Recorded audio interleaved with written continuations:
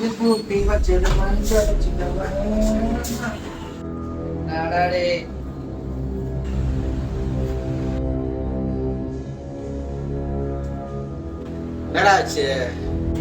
மாப்பிள்ள இங்க போய் பணம் எடுத்தாலும் இந்த ஏடிஎம்ல போனாலும் பணம் வர மாட்டேங்குது. ஏன் பணம் வர மாட்டேங்குது? என்னடா மாப்பிள்ள எந்த பேங்க்ல போய் பணம் எடுத்தாலும் பணம் எடுக்க முடியல.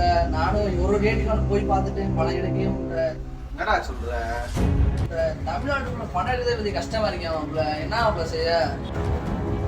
என் காடை கூட என்னாலே எடுக்க முடியல. நீ என்னத்தை எடுக்க போறா? ஏடிஎம் கார்டு இப்படி